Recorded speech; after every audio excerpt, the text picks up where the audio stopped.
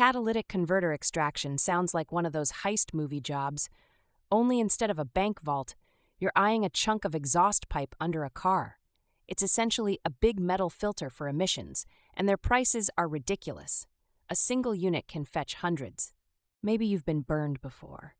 Woke up, started your car, and it sounded like a lawnmower swallowed a grenade.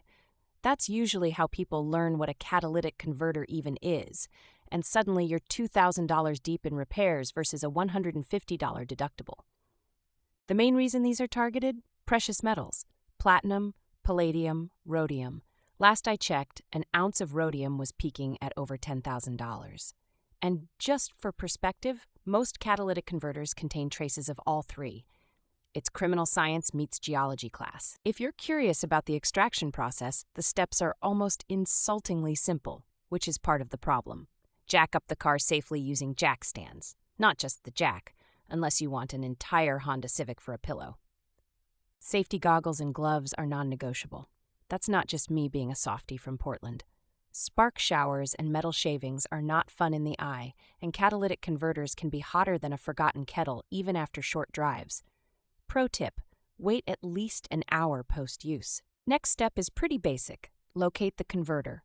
It looks like a small football in your exhaust line, usually near the middle of the car, covered in heat shielding and grime. If you have a hybrid, double check. They're worth more due to their higher precious metal content. Two main ways people extract these. 1. Use a socket wrench to unscrew the bolts if your car is older and the bolts aren't rusted into oblivion. If you can't, then it's option 2. Grab a battery-powered reciprocating saw and go full lumberjack on the exhaust pipe. Here's the pain point. Rusted bolts are basically welded by time. They laugh at WD-40. You might spend longer trying to unscrew than actually cutting, so if you're not married to the exhaust system, just saw through both ends of the converter. Once it's detached, watch out. These things are heavier than they look. Inside, the honeycomb substrate holds the real value.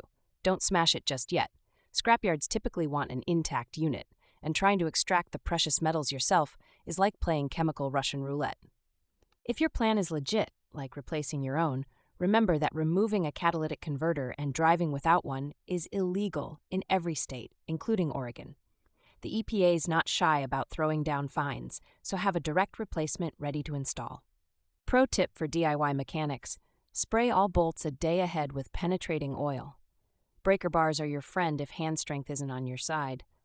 Also, document every step. Photos help if you ever need to prove you weren't trying to start a chop shop. A lot of folks worry about triggering an engine light after reinstall or being left with a loud rattling exhaust. That happens if you skip new gaskets or clamps. Always install new hardware. Otherwise, you'll join the chorus of irritated neighbors calling about noise complaints. This is one of those jobs where the difference between a $500 dealer quote and a $90 DIY project is about 2 hours, and whether you own a saw. Of course, if you don't like crawling under cars, well, the math changes dramatically. The back pain is free, though. The big lesson? Whether you're a victim, a DIY fixer, or just catalytic curious, knowledge is your best defense. Etching your VIN, installing a shield, or simply parking close to taller vehicles will make thieves' lives harder, and your wallet a little less light.